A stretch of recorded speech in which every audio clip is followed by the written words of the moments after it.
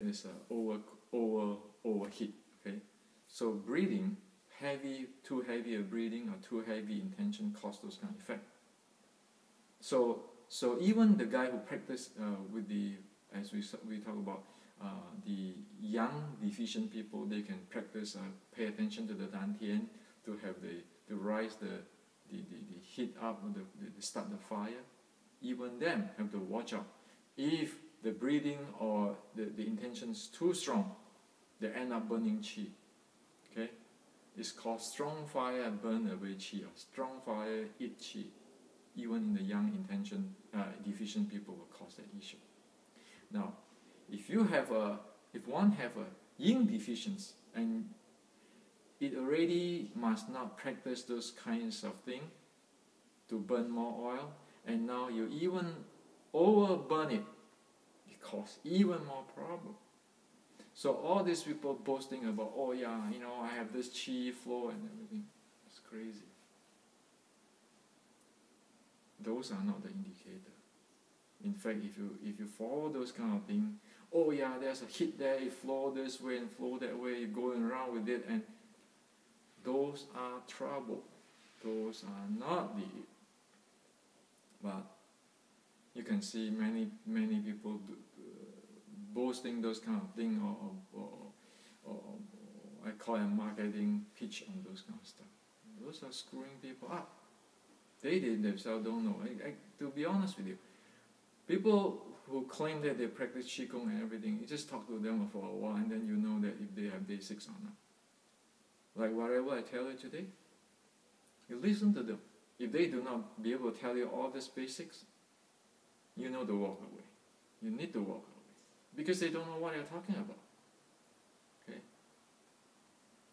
And this all has to accord to Chinese medicine. And don't even trust me. Just go, if you really want to learn Qigong, take a Chinese medicine class, acupuncture class or something, and you have to follow that thing. You don't follow anybody, but you follow those Chinese medicine theory. Then you're okay. At least for the fundamental, you cannot go too wrong away. But you still need the people to practice it. Okay. Now, qi and jing is two different things. People talk about qi, jing. Oh, I have strong qi, I can get jing. Man, again, this is showing people doesn't know the subject. Why? Qi is a biochemical stuff. Biochemical energy, biochemical reaction stuff. Jing is a Newton's physics, law of force, MA, momentum kind of stuff. Two different areas, two different stuff. They can link together, yes. They can use chemistry, biochemical energy to boost, to turbo the jing, the force generations and handling. Because human have this chemistry and the mechanical part. This human, they can help each other. They can interact. But qi is qi, jing is jing. They are not the different stuff. But they are not the same stuff. They are different stuff. Okay. So be really careful for this kind of thing. Don't just follow whatever people say, because it is a technology. It is not something which is we can invent ourselves. Okay, and people have been practicing for thousands of years. Only for past a few 150 years, 160 years that thing changed because of the Chinese culture changes and the war and so forth, so forth. Okay. Now, in practice Qigong, there is one that's called the moving gong. Moving, right? The people move, stretch, move. And that's the stationary gong, where they sit in silence, stand in silence. In general, we know that the moving gong is for circulation and balancing. Circulations. Okay, we know that Qigong have three things, right? Circulations, remove the stagnation and grow, right? Three things. Balancing, remove stagnations, and grow. So moving Gong is for the improve circulation, remove stagnations, and balancing. And the stationary Gong, the quiet, is for grow. That is, in general case, this is the two cases. So when people practice Qigong, they have to balance this out.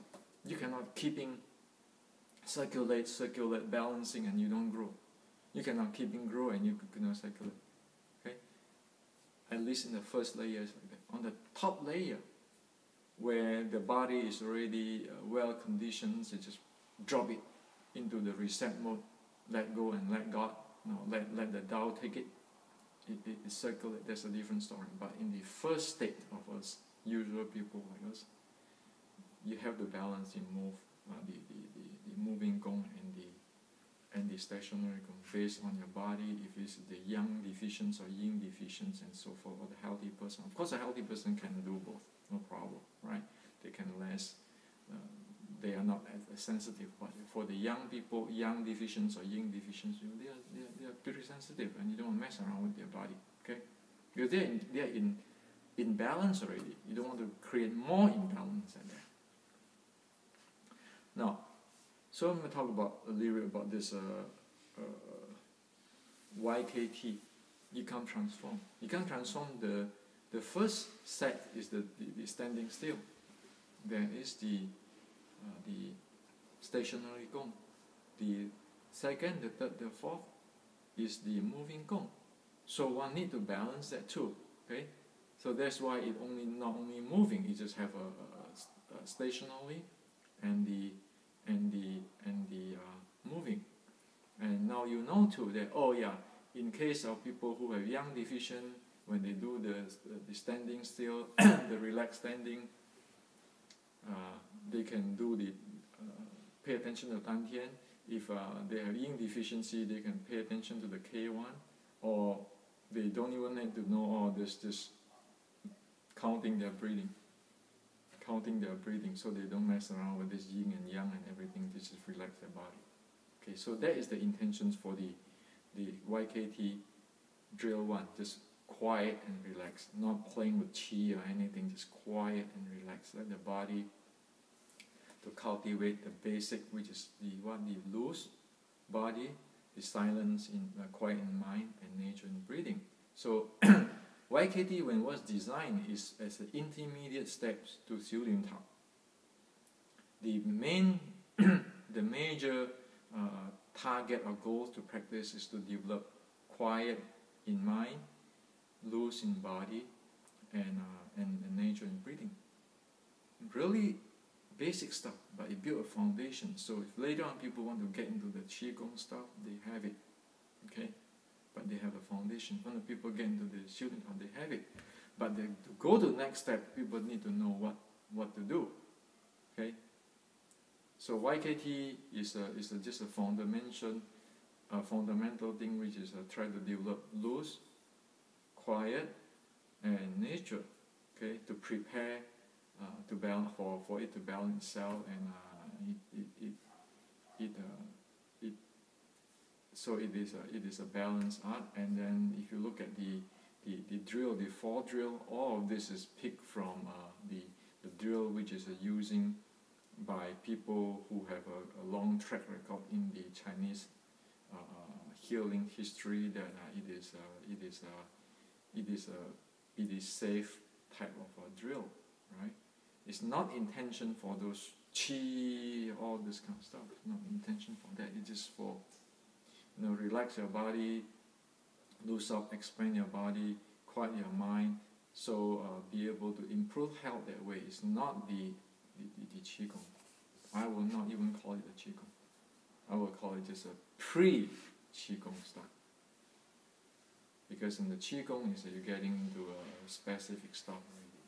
When you get in the Xiu Lim Tao, yes, it is a specific stuff. It's not a basic stuff anymore. So I share with you this Qigong, what is Qigong, which I understand, science and technology, and I don't know it all. Okay, I just give you the reference on my opinion.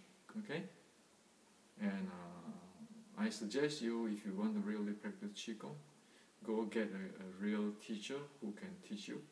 Okay, and so even in the YKT, don't look at it as a Qigong, just look at it as a normal, usual exercise, doing loose, quiet, and nature. Nothing to do with all this Qigong stuff, okay? So it won't endanger anybody, it's just like a normal exercise, okay? Relaxed exercise, those kind of stuff. And Qigong is interact with sleeping, your diet, your sex life, your emotions, because this is a biochemical system. Diet influence with that, qi and so forth. So this is how it is in my understanding. Okay, so this is just for your reference. Please do not practice what I'm saying. If you want to practice you want to practice Qigong, get somebody who really knows Qigong to coach you. Okay, and I want to tell again, do not practice what I'm saying. You want to practice Qigong, get somebody who really know how to coach you and by details and everything. Okay? Today is I share with you only my opinion. Okay? Not the truth, but just my opinion. Okay? Thank you.